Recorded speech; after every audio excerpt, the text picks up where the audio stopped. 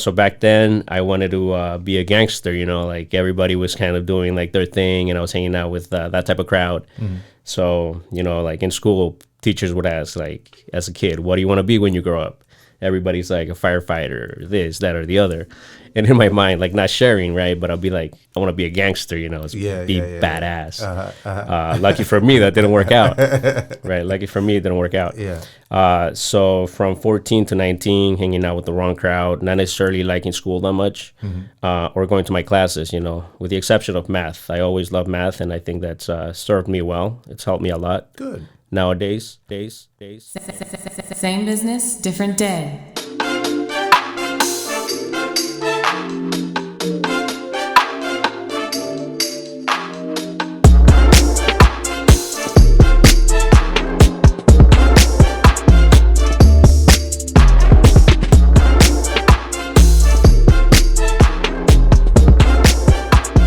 Good afternoon and welcome back to the Same Business, Different Day podcast. I am your host, Z Corley, enjoying a short reprieve from a very hot San Diego summer.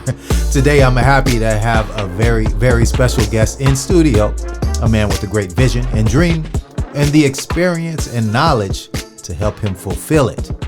Cultured, well-traveled, a master of many crafts, also a family man. And I appreciate and respect that 100%. Ivan Lucas is here with us today to talk about his journey. Thanks for being with us, Ivan. Hey, thank you for the invitation. It's a pleasure to be here. I appreciate it, man. I'm pronouncing your name completely right. Yes. You sure? Yes. 100. Tell me now. I can say Ivan Lucas. You tell me how you want it. It's always been Ivan, you know. Ivan, yeah. It is. Ivan, it is. Where'd you grow up, Ivan? I grew up in Encinitas. Oh, really? Yeah. Okay. Yeah, that's a beautiful place to be. I mean, you're coastal. It was amazing. There's good people out there. It was amazing. It's Leucadia is where I grew up. I love Leucadia. Yeah, no, Leucadia is it's a great town. It's known for surfing. There's a lot of great surfers there. Tony Hawk, he lived there, or he still lives there, from what I remember.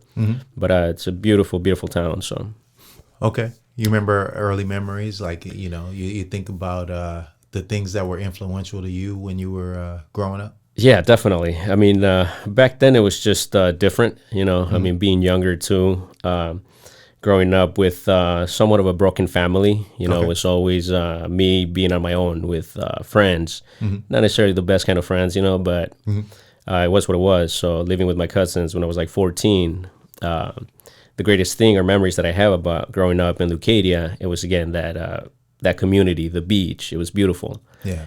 But growing up, it was a little bit tough.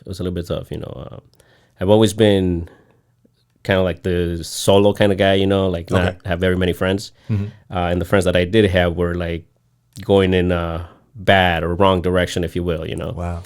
So you learning lessons from there's got to be some good lessons even from the bad guys. I mean, we didn't all grow up around all good people. Oh, no, definitely. I mean, it's matter of fact, for myself, every bad experience, I always take something positive and something good. Yeah.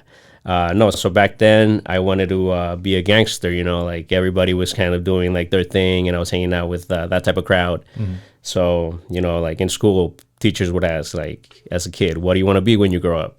Everybody's like a firefighter, this, that, or the other. And in my mind, like not sharing, right? But I'll be like, I want to be a gangster, be badass. Lucky for me, that didn't work out. Right? Lucky for me, it didn't work out. Yeah. So from 14 to 19, hanging out with the wrong crowd, not necessarily liking school that much, or going to my classes, with the exception of math. I always loved math, and I think that's served me well. It's helped me a lot. Good. Nowadays. But then through those years, I was dating my now wife, so she was my high school sweetheart.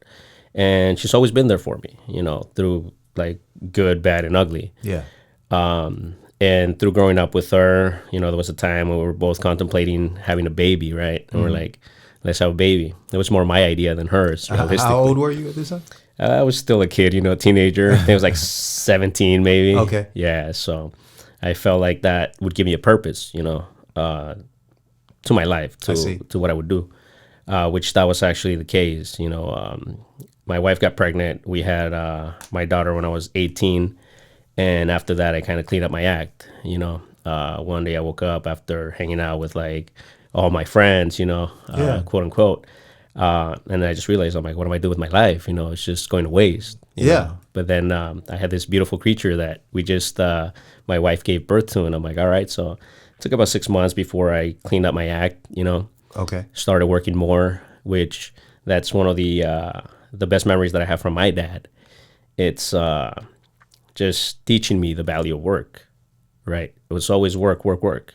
So you learned work ethic at an early age. Yeah. It was number one thing would be just work, work, work. Because that's what's going to pay the bills and put you at a better place. And that's one of the things that I learned, and I'm proud of my dad for teaching me those work ethics.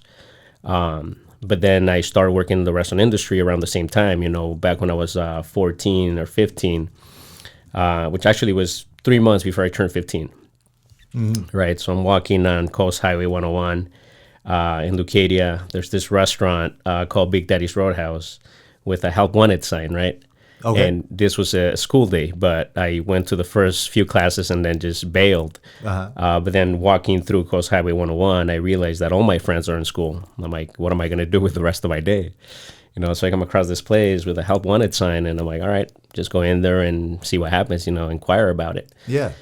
So I met David Anachowski's wife, who's from Thailand, right? Her English was broken, so I asked her about the help wanted sign. I'm like, hey, I'm here. I want to work. I want to make some money. And she's like, my husband will hear. My husband will hear. Come back like later. And I'm like, okay, like what time? She's like 2 or 3. So I went back. I met with David Anachowski, and again, mind you, I was like 14, like 3 months before I turned 15.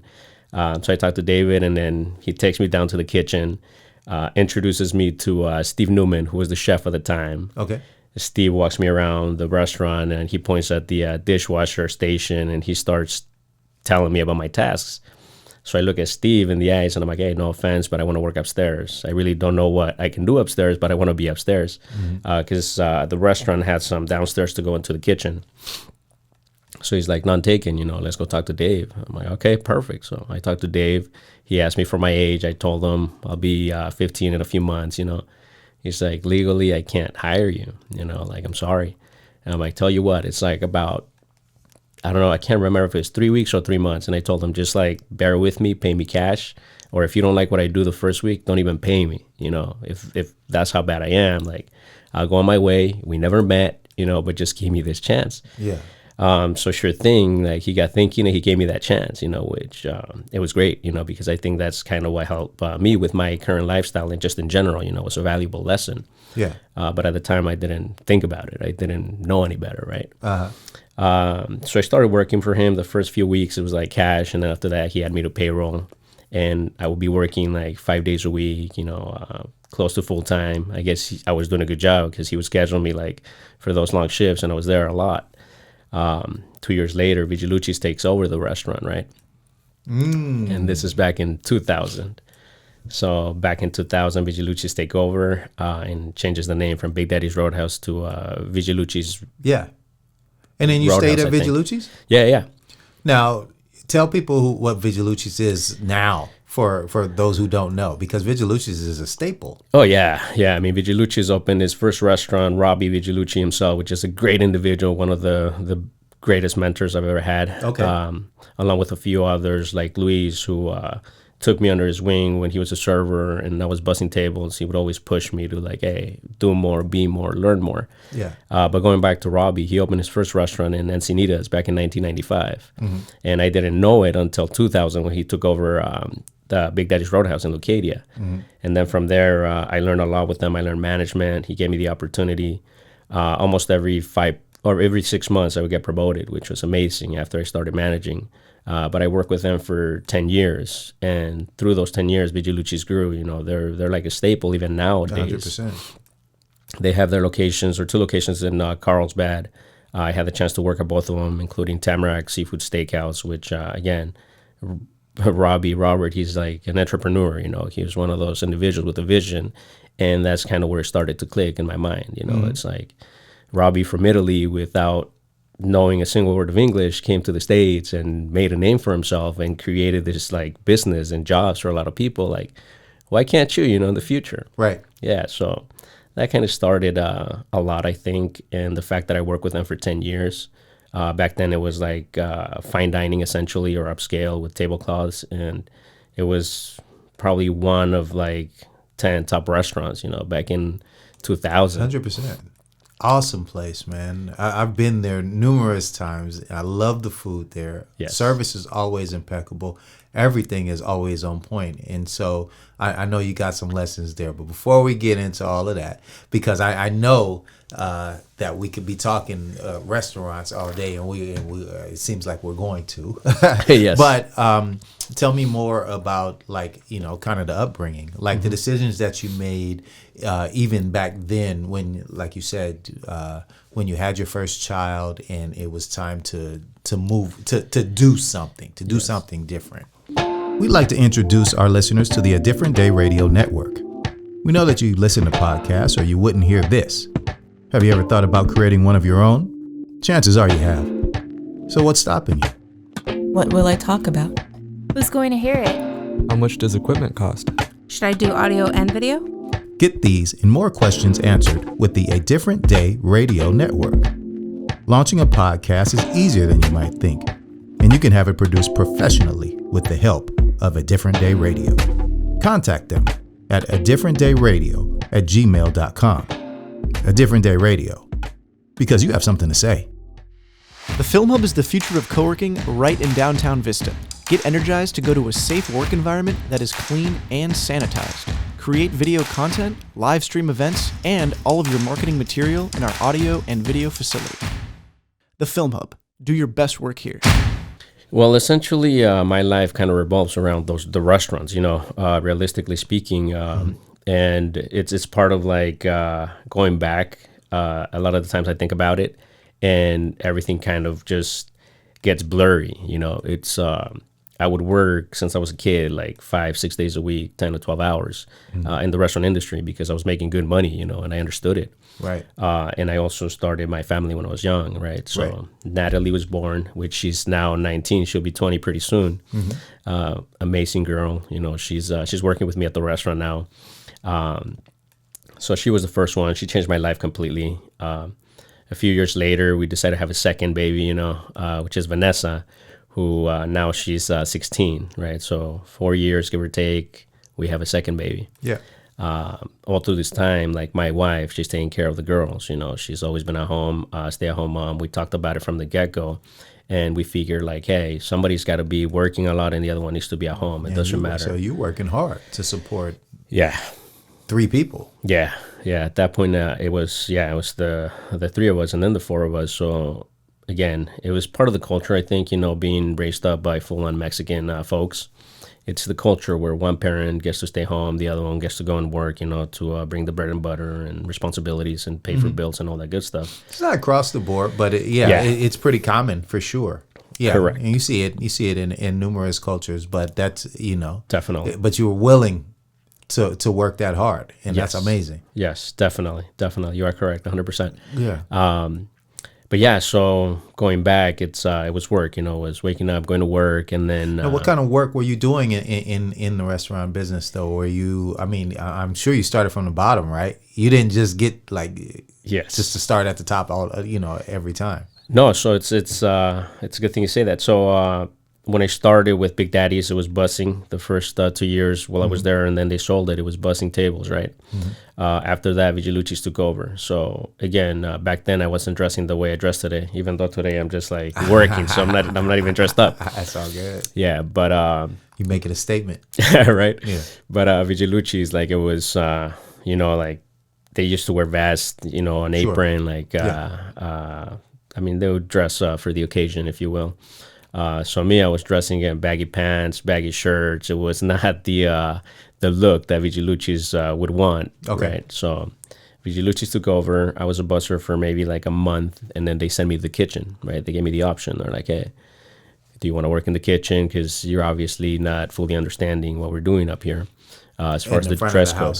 Oh, Correct. the dress code. The dress code, yes. But you were a nice enough guy. I mean, you knew how to speak to people and everything, but you just wouldn't change your dress code. Yes. Well, I don't even know if I knew how to speak to people back then. I was still young. So I think that was part of it. It was It just sent you to the back of the house. yeah. So then I went to the kitchen, which it was great too because it was a great experience. 100%. Yeah. So I was in the kitchen for 2 years. Going in the kitchen for 2 years. Started washing dishes. Did that for 6 months. After those 6 months, I moved on to prep and pantry. I did that for 6 months. It seems like every 6 months I would get promoted to like a different station, right? Great. After 6 months, I moved on to the fryer and a little bit of sauteing, and then finally to full-on sauteing in the grill. But again, I was younger, and back then, like I didn't really think things through. You know, it was just like no filter whatsoever. So I got in an You're argument. still a gangster. I thought so in my mind, right? It's like, oh, I'm such a badass, and yeah, not really. So no, I had an argument with the chef. Great guy as well, but all through cleaning, you know, he wanted us to get out of there early. It was just him and me, the last ones working. So I'm sweeping as fast as possible, but there's like a lot of grease, you know, and it's kind of splattering all over the bottom of the equipment, which apparently he had already cleaned, right? So they just give me a hard time about it. And I'm like, well, you want to get out of here early, so I'm going as fast as I can. I'm like, don't worry about that. Like, I'll clean it up once I'm done. He's like, that's not the point. I already cleaned it. You need to be more mindful and careful. And I'm like, I can't please you, it seems like, you know. And then I grew up with a lot of anger, you know, so anger was a problem. So I snapped at him and I told him. And at this time I was maybe like now 17, 18, you know. And again, like just didn't have a good head on my shoulders. So I told Jesus, I'm like, let's step outside and talk about this, you know. Right. And then I guess he looked at my eyes and I wasn't fully there per se. So he's like, no, I'm going to talk to the GM, which was Steve Flowers. So he talked to him. They sent me home, but then they called me back the next day, figure out what happened. And then they promoted me, or not promoted me, but they moved me back to the front of the house, you know, to be a busser Make again. some space. Get some space between you and him. Yes. And Jesus. Yes. Yeah. So I guess I made an impression, you know, because typically, especially even for back then, you know, if you're not behaving or doing what you're supposed to, then you're out of here. Yes, exactly. So I believe in things happening for a reason, and me being a part of that team, you know, for as long as I was. And it was great. It was such a great experience. But then going back to family and my lifestyle, so 2 days off, you know, it wasn't necessarily enough. You know, I would come home and it would just be like stressful. Just from taking so much energy from a lot of people and through the business, you know, being pretty busy. My days off, I was just beat. You know, one day it was just to like really sleep most of the day. The other one is try to do things with the family, but it wasn't like all that ideal or the best, you know, especially growing the family and being young enough and responsibilities, and especially living in Encinitas back then. It was pretty expensive too, like as it always has been for the coast. So then we moved out to Oceanside. At some point, from what I remember, being around early 20s, getting close to mid-20s, I decided to get a house, right? And this was back when the market was like booming and people were getting loans left and right without anybody checking, right? I remember, yeah. So in my mind, I'm like, I'm raising a family, you know, I need a home for my family. Yeah. So I talked to my parents. My credit wasn't good, you know, I was still young. So my parents co-signed, and we got a duplex in Oceanside. And that was great. It was going great. We had it for 2 years. But then I got more ambitious, which I've always been ambitious. You know, I always want more and better, if you will. So I decided to go for a second home, a bigger home. Oh. Yeah. Okay. Yeah. So is that when the market crashed? That's exactly when the market crashed. Yeah. This is back like in the 2008, 2009. It's funny. Something you said earlier just takes me back because I used to work in the kitchens a little bit as well. It's actually really, even though I took 4 years of Spanish in high school, where I really learned Spanish is in the kitchens, right? Yeah. And so I used to work at the old spaghetti factory. I used to work at Armadillo Willie's. These are restaurants up in San Jose. And I don't remember if it was my buddy Chava or Flaco. But one of them said, because he had kids, he was a young guy and he worked in the kitchen. He was awesome and he worked alongside me. And he said, when I have money, I don't have time. Because he was like always working, but he didn't have time to hang out with his young babies. He had young babies, right? Yes. And then he said, But when I have time to hang out with them, then I don't have money. And so he was trying to figure out that balance, right? There's that work-life balance that we all have to figure out. Yes. Isn't that true? No, it's true, 100%. Yeah. For me, being in the front of the house, the money was never a problem in a way, you know, 'cause especially back then, I would get tipped cash every single day. Right. So I would always have like enough cash on me, you know. It was more just the time, you know. I never had time. And the little time that I had, it was just trying to figure myself out, you know, being still young and a kid, if you will. And trying to figure out the marriage. It's different components, different factors that come into like creating a family, you know, communication, 100%. Understanding, and so on, you know. Yeah. And again, the way I was raised, like I wasn't given on any of that. Yeah. So I'm still trying to figure like, okay, like my wife is upset, then I get upset, we're both upset. Like, how do we make things work out? Yeah. You know, And you got to go back to work. and I have to go back to work. Yes. So for the longest of time, my wife felt like a single mom, you know, and it's understandable. Yeah. I give her props. You know, she's done very well with You the guys girls. still together? Yeah. Yeah, to raising these kids. Yeah. Let's go into the reveal. Okay, because I do want to talk about the tools that you picked up, you know, along this mission. But at the same time, we're gonna have to go ahead and tell them what you do, because we're already kind of there. Vista, California is truly an artistic city, and the future of Vista continues to grow stronger with visionaries like Ivan, the owner of Madera Kitchen of Mexico. As one Yelp reviewer said, this is not your typical Mexican food. This is what you would expect at an upscale restaurant south of the border. I've been there a few times myself, and that's why I invited you here today, Ivan. You didn't know who I was, but you greeted me just like I see you greeting everyone else that walks into the door. It's a welcoming family atmosphere with food that exceeds expectations in every way. I'm glad that you're here with us today, Ivan. Welcome again. I appreciate it. Thank you. Thank you. Just to add to that before we move forward, it's one of the things that I learned from Robbie Bigilucci himself. You know, when I started managing, he had a meeting with us, management, and he said words that I'll never forget. You know, he told us, the restaurant is like your home. You know, the four walls, think about them as your home. What happens when you invite friends and family over, whether it's a dinner gathering that you're doing or some kind of festivity or just for fun? You know, what happens? What's the first thing you do when you open the door? You're like, you shake their hands, you know, you give them a hug, you give them a kiss, depending on who they are, you know, you welcome them into your house, tell them to make themselves at home. Yeah. And then you proceed to like give them some sort of beverage and food, depending again on the occasion. That's right. It's like the only difference between your home and a restaurant, if you do it the same way, there's a potential for you to make a good living in the restaurant industry. That's right. You know, it could be profitable. And that just sunk in. Ready to build exposure for your Vista business? Join the Vista Is Open campaign, a free service that promotes Vista's creative and innovative businesses throughout the North County region. Add your company's special events to our calendar viewed by thousands each month. Get listed in our shopping and brewery directories. We'll also share your business story through regional and social media outlets, all at no cost to you. Visit VistaIsOpen.com to learn more. That's VistaIsOpen.com. Hi, I'm Jeff Fox, founder of StarFox Media. We're a digital marketing and video production company that focuses on serving small businesses here in Vista, California. We have the team and all of the equipment necessary to produce, film, edit, and distribute your podcast to as many people as possible. For more information, you can reach out to us via email at info@starfox.media or give us a call at 760-385-3117. Let StarFox Media help you tell your brand story today. The San Marcos Chamber of Commerce is the voice of business in San Marcos. With over 50 years of service to the community, we continuously evolve to meet the needs of our members and help solve problems.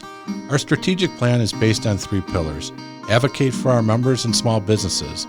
During this pandemic, we have participated in letter writing campaigns to the governor and have made statements during county board meetings, city council meetings to help businesses open while following health and safety protocol. We continue to work with Cal Chamber to oppose job-killing bills, and we also take stands on propositions that we support or oppose depending on how it affects our small businesses. Another pillar is promoting San Marcos through special events such as festivals, farmers market, Taste of San Marcos, and most recently, candidates forums for the school board elections and also city council. The third pillar is we also provide valuable resources for our members through webinars, networking events, as well as access and introductions to people that will help your business thrive. For more information on the San Marcos Chamber of Commerce, please visit our website at sanmarcoschamber.com. It should stick with you. That's beautiful, man. Yeah. I think that's a great one. And there have been a few guests that we've had on this show where we have talked to them about their ability to make you feel at home coming in. And it's not just the restaurant business, but that's business in general. There should be some sort of a personal touch. When everything gets automated and when everything gets robotic is when things get a little, confusing. So I appreciate you saying that, man. That's a great lesson. Yeah. That's a beautiful one. Thank you. Did you ever think back in those days that you would have your own? I mean, when did entrepreneurial focus come into your life? It was a dream, especially when I started managing, when I started learning about P&Ls, really learning about the breakdown of the business side of it. Mm-hmm. I would see P&Ls when you would see a healthy business, and the bottom line, the net income would be great, and I figured well, why not do it for myself at some point in my lifetime? But it's always been a challenge because it's not easy opening up a restaurant or any business for the matter, I think.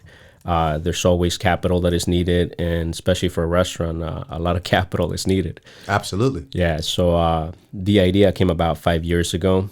Actually, maybe about 7 years ago. I met Daniel, who's one of my partners, up in Rancho Santa Margarita. I was managing a Mexican restaurant up there, and what they were doing up there I had not seen down here in San Diego, which now you have Javier's, which is, I believe, the restaurant that started the movement of that upscale Mexican cuisine, especially up in Orange County. I love Javier's. Yeah. I used to eat there over at is that the Irvine Spectrum? Yes, correct. Yeah. Yes. It's amazing. It's expensive. Yes. Yes, you are correct. It's amazing. You are correct, 100%. Yeah. So essentially, other restaurants up in Orange County took on that model, because they see how successful the Javier's was. And even today, Javier's is a monster when it comes to the restaurant industry and the amount of revenue and They're down in La Jolla, service. Right? Yes, correct, UTC. Mm-hmm. So I met Daniel, which ironically enough, his girlfriend or wife at the time I had met here because she's a local of Oceanside, and I actually work with her in Encinitas. Through a conversation with him, he's closing down the bar. I had to wait as the manager, and we're interacting, and then he's asking me where I'm from and a little bit about my life, right? So I'm like, I was raised in Encinitas. I work for this place called Big Daddy's Roadhouse in Vigilucci's. And he's like, you might know my girlfriend then. And I was like, I probably do, just joking around, Okay. At this point, I did not know. Uh-huh. So then he pulls up a picture and shows me, right? And I'm like, I do know your girlfriend. How crazy is that? Yeah. So finally, he ended up moving down to Oceanside, and he called me up after I left Carmelitas, which was the restaurant up in Rancho Santa Margarita that we both worked together at. So he asked me for a job at Craftsman in Encinitas, which I was working at the time. So he came on board, and ever since, and this was about 5 or 6 years ago, we started talking about it. And I'm like, hey, how about we open up a restaurant, let's do it. These people are successful, and they started with just something small and without necessarily knowing everything, Yeah. It could be the same for us. So we talked about it, but back then, none of us had the capital, so it was just an idea. It was just a dream, if you will. Got it. I then also invited my cousin, who is in construction, Nestor. Yeah, which you met. It's a good dude. Yeah, he's super cool. So again, back then, 7 years ago, we're talking about the idea, and we're having meetings, and it was just an idea. Yeah. So we let that go by, and through this whole COVID ordeal, somehow, it's ironically enough and magically enough, I was able to put some savings together. So then I reached out to both of them, and I'm like, hey, I have some capital now. What do you guys say? And then both are like, yeah, we also have some capital that we can use. I'm like, perfect, let's do it. Yeah. So I started looking at different locations, and then we came across Sunrise Cafe, former Sunrise Cafe location. And the first landlord wanted too much money because he was trying to sell the business. So I go in there, take a look, and I'm like, honestly, it's not worth what you're asking for. It needs a lot of work, especially for what we're trying to do, the type of restaurant and cuisine. We need to change everything around. So I talked to him, and nothing happened at first. So maybe like 3 or 4 months later, he reaches out to me, and he tells me like, hey, let's try to work out a deal. I just really want to lease this. And I'm like, okay, let me call my partners. We'll meet you there. Daniel wasn't sure about the location at first. He thought it was on a different street. He's like, no, it's Vista's a little finicky with locations, if it's not the right one. Everything is difficult with locations when it comes to the restaurant business, right? Location is so important. Indeed. Yeah. Indeed. Yes. So then how did the decision come? The three of us got together at sunrise. We met with the landlord. We looked at the interior. As soon as we all saw it, like I started envisioning the wine cellar where it's at today. Love the wine cellar. Thank you. It's beautiful. Both of the decorations that we did with the wood on the bar wall, and then on the bar that separates to the kitchen. So I started like seeing all this, so I told the guys, I'm like, this is it. Like, if you guys are happy, like, let's sign the lease. And there was also a bottle of wine that I had talked about, Scarecrow, which is a Cabernet from Napa. It's one of those wines that is culty, but I was able to get 3 bottles at a reasonable price. So I told them, if we sign a lease, like, we'll open up one of those bottles. Yeah. So I think that was part of the incentive for them, because they never had a Scarecrow. So as soon as we signed the lease, like, they were both happy. I was more happy the fact that I was able to have my own restaurant, And tell me this. Rewind back for a second. I want to just get into this, because as we talk, we still are interested in letting the audience understand the difficulties of putting something like this together, right? Yes. You don't just go out and say, you know what, I've been wanting to start a restaurant. Boom. Let's just go do it. Get this lease and we'll go. You were in a situation where you said, I don't think this is worth what you're asking. Yes. How do you know that? It's being in the restaurant industry, acquiring knowledge from different individuals. Spending that time, getting that knowledge and experience. Correct. Right. Yes. I think it's like anything else, I think now where I'm at with my age, education is everything, whether it's formal education or you're educating yourself. That's right. Education is key. 100%. There's no other way to look at it, at least from my perception. And that's one of the things that I've been doing. I didn't go through the formal education. I felt like it wasn't for me, but day in, day out, I was educating myself, and I didn't really think about it or even know it. Not until today that I'm talking about it, right? I realized, like, I've been educating myself. That's right. And I got so many great mentors, so many great managers that I work with. Chuck was one of them, who he would always have his spreadsheets, about these are the numbers, this is P&L stuff, this is inventories, this is cost of goods, like, and so on. And even through those P&Ls, we would see the rent and the leases, and we would formulate how much the business was worth, like if we were to buy a new one. So so it's that education that I got through. At least you went to math class. Right. That's the one class you went to. Yes, that's the one class that essentially helped me today. But no, it's not easy. It's definitely not easy. It has not been easy. It's been a tough road. It's been 5, 6, 7 years in the making. It's having that education, like you're saying. It's not easy to just go into business and say, like, oh yeah, like, let's put money together and let's sign the lease and we're done, Right. It's doing your due diligence of research, having enough knowledge and knowing what you're talking about and getting into, right? 100%. But yeah, it's just through education and experience. It's been all those years that I've been in the industry. It's been my university, if you will, the restaurant industry. That's right. Yeah. I love it.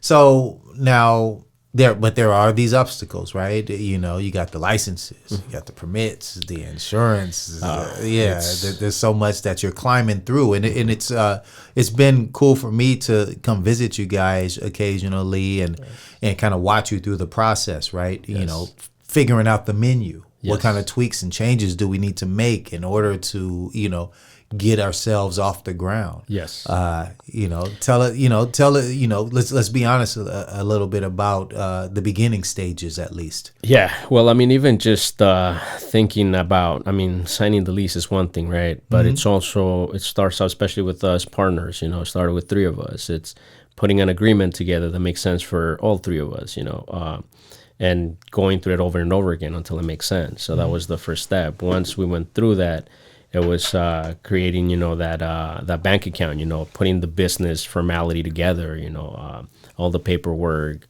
filing through the city, sales permit, wine and beer permit or license and so on. So, I mean, the whole process took over 7 months. Just the wine and beer, which essentially should have been something simple, about a month or so. It took about 5 months. And it wasn't as long as a lot of the times it goes through like a year, before you're able to acquire it. One of the residents of Vista wasn't too thrilled that we were opening a restaurant there with the beer and wine. So you have other people that can help, that can shut you down. Yes. Yeah. Yes. Get in your way. Correct. It's part of business, and I think not just the restaurants, but in general, it's really the community, especially when it comes to independent ownership. The community is what either makes the business or breaks the business. Having the understanding that essentially, like for us, we're here in Vista, not just for us, but we also want to help the community. That's right. Want to create jobs for people around us. We also want to give back to the community. Once the business starts to grow and essentially give us the revenue that's needed, at least for myself speaking, I want to give back to the community. Yeah. Established in 2013, Mermaid Valley Vineyard is a boutique winery located in the Ramona Valley, AVA. Nestled amongst the mountains just outside of San Diego, Mermaid Valley has abundant sunshine and cooling coastal breezes, making it an ideal location to produce fine wines. We offer estate-produced white, rosé, and red wines. Come out to Ramona and taste the fine wines at Mermaid Valley Vineyards for yourself. Open by appointment at 760-315-9011 or email at mermaidvineyard@gmail.com. The Same Business Different Day podcast is brought to you by YourInsurancePlace.com. YourInsurancePlace.com is a conglomeration of two agencies, Network One Insurance and Bill Corley Insurance Agency. Their property and casualty agents and brokers specialize in commercial insurance of all types, general liability, workers' compensation, professional liability, auto, agribusiness, and much more. They also have great insurance carriers for your homes and autos. How do I know they are that good? Because I'm one of the agents. We believe in ourselves, and you will too. Contact us at YourInsurancePlace.com or call us direct at 866-384-0479. That's YourInsurancePlace.com. You're not trying to just ruffle feathers and everything, but they don't know that because they don't know you. Correct. Yeah. And that's definitely part of it. I was talking to, I can't remember the lady's name, but it's through the Chamber of Commerce. And that's my vision, and my ultimate goal is to be able to help people in the community, to be able to help anybody that felt like me growing up or didn't have resources. I want to be able to give them that. You're probably speaking to Paula. Yes, Paula, exactly. That's who it was, yes. I want to give back to the community, and especially the kids, because they're the future, right? I know it might sound cliche, but in reality, they are the future. No, it's true. So I want to have that kid that can relate to my type of growing up, and that essentially wants to graduate as a gangster. That's not the best way, and there's better ways, right? You might not necessarily be too thrilled about school, but if you give it a chance, you can do great. You can do well. Well, education is key, and like you said, there are many different ways to get it. Exactly. But you're not just looking for the street education. You're looking for real life education, because you're going to need that for your future. Yes. Tell me about the decisions. Right, you're not fast food. You're not a taco shop. No. You're a real deal restaurant. You understand what foodies like me. You know what I'm saying? Yes. You understand what wine connoisseurs like. You actually have experience in the winery industry. You have experience, obviously, in the food industry. You understand what a good quality customer would like, a foodie like me would like. So why and what's your approach? Well, that's the thing. When people think about cuisine, especially Mexican food, and I've asked so many different people, all walks of life, as many times as I possibly could, and everybody thinks tacos, right? And don't get me wrong, tacos are delicious, especially nowadays. There's so many places that are like infusing tacos, that are at their best. But Mexican cuisine and cuisine in general, there's more to it than just basics, right? There's like your salsas, and then there's your cuts. One example is what we were trying to do with the chile verde, which is typically stew with like small chunks of pork, right? Instead, we took it and did it differently. a nice pork chop with less salsa. You know, if you want more salsa, we can do it. Right. But it's more about that protein. It's more about the elevation of the cuisine with still the essence of it being those Mexican flavors. Right. And again, that's what I've learned through my career in the restaurant industry. You know, and that's what we wanted to bring to Vista. Our idea is, instead of people having to drive 30 or 45 minutes to a different restaurant on the coast, why not stay local? That's you right. know? Why not stay local and support your community and the businesses in that manner? You know, also for yourself as an individual, if you're a resident of Vista, you enjoy wine, which our selection is good, and I want to grow it to make it even better. If you want to have a second glass of wine, why not? You're 5 minutes away. Why do you have to drive, or why would you want to drive 45 minutes? That's right. That's the whole intake. You know, it's upscale, elevated cuisine with great beverages selection for people that live in Vista. And Sure. But you also want to be a destination spot for people who are coming from further away. Definitely. Right? You want to be different. Than, you like, why see me Yes. in Vista versus, Yes. seeing the other places in Vista? Can you change food, or can you change people to elevate past the same old? Well, that's what we've been trying to do and working on it, and I think we can, but it just takes time. You Yeah. know, I think any change or major change, especially within a smaller community or any community for the matter, it takes time. Yeah. You know, Because you define yourself with modern Mexican. Like the word modern Yes. means there's going to be something, is different. It's going to be Correct. different than the norm. Correct. And considering tradition and how long tradition has been around, Yes. right? Especially with Mexican food, which Yes. I love. Yes. How do you modernize that, and how do you advance people's palates and ideas, their minds? Yes.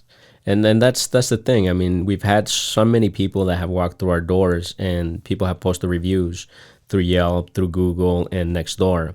9 out of 10 are loving it, and they come back, and they want more people to come and visit because they're understanding that we're doing something different, and that we want to cater to not just Vista, but essentially Vista. Like, the number one goal is Vista. You know, I want to create an upscale Cheers for the Vista community. I love it. And we're not going to reject anybody else from like surrounding Of course. towns or cities, or somebody from like out of town. You know, that's not the intention. But again, we want to make that place be special for Vista, and we're going to welcome anybody else that wants to come in and have a nice dinner and a nice glass of wine. That's been the ultimate intention. You know, it's just having a place where you can enjoy the food. It's a great atmosphere, and enjoy yourself. You know, and one of the things I learned about this industry and what we do in general, it's we're doing the essentials. You know, we have food, we have beverages, and that's what all of us need to fuel our bodies, right? Right. That's one of the main goals. You know, that's one of the main thoughts. We want to give that to people and do the best that we can at it with, again, that elevated upscale type of cuisine. I love it. Yes. You got it, man. So what about, as we get ready to wrap up, let's talk a little bit about hiring and just like the people you surround yourself with. I know for many businesses, this is a tough time to hire, Yes. good people, right? I know you surround yourself with family. Yes. At least one of your daughters actually works for you there. Yes. Through this COVID ordeal, it's been hard. I've been consulting for Zuki in San Diego, and it's been hard to find staff, to be able to get people to work.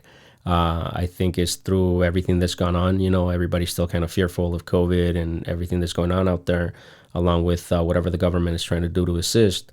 So it's been a challenge. But for us being small, again, we're looking to create those jobs. So we have a few, we couldn't get enough people, so I had to go and hire teenagers, which is also great, for my way of doing business and me growing up in the business. You were a teenager when you got hired, right? Exactly. So I feel it's great to hire teenagers and train them, teach them, mold them to the business culture, and essentially teach them those valuable work ethics. I think sometimes it works best that way versus having other people with experience, because not all experience is good experience. Sure. But yeah, so we hired a few girls from Vista. They're amazing, hardworking girls, teenagers. Good. They're understanding the business, which is great. And then, yes, I hired both my daughters, Natalia, who's 19, and Vanessa, who's just turned 16. And they're actually, to my surprise, they're doing amazing. Oh, don't be so surprised, They're man. doing You raised them. Thank you. Thank you. Well, your wife raised them too. Yeah. Gotta give her credit. Yeah, no, I think it's definitely more my wife. She's done a hell of a job. She's done great. I love it, man. I love it, man. I want to give some contact information. Let's contact Ivan and his restaurant, Madera Kitchen of Mexico, at Madera Kitchen of Mexico. That's Madera Kitchen of Mexico on Instagram. He's also on Yelp. MaderaKitchenofMexico.com, and also on the Nextdoor app. Okay, and come visit him. Just come visit him, because I'm telling you, the food is amazing, and I can tell you that from personal experience. I want to also give you guys business lesson number 243 that we just picked up, which is welcoming people into your business just like a home. I like that. That's a great lesson that you learned from those Vigilucci folks over there. Welcome people into your business just like it's your home. All right. Also, on our way out, clearly, Ivan's trying to steal my job with that great voice. You got a great voice, man, and I really appreciate you being here. I can't wait to take part in the changes that you're making in Vista. I'm really excited for it. I'm really happy for you, and I'm championing you. So, take that. Don't take it lightly. I mean it. Thank you. You guys got a great thing going. I'm happy for you, and I wish you continued good luck. Thank you. Just to add one more thing, it's thank you for this opportunity. We have been listening to the community, to everybody that's visited us, and that's been one of our main priorities. We wanna give Vista what they want. We've been working on the pricing, we've been working on the menu options, we've been working on portions, we've been working on service. So we are listening. We definitely want to cater to the Vista community, the surrounding areas, and anybody that wants to visit us. Again, it's they don't serve all of us well, through time. Us as a business, the community, we can give back, and we will give back, and we want to give back, and just as a group, just be united, be together, and continue to thrive. You got to do it. Yes, I love it. Same business, different day. Thank you, Ivan, for being here, man. Thank you. Pleasure. All right. Thank you for listening to Same Business, Different Day. We truly appreciate your support. Please like, subscribe, and leave a nice comment on all platforms. It really helps our show. The Same Business, Different Day podcast is produced by A Different Day Radio, StarFox Media, and James Russell.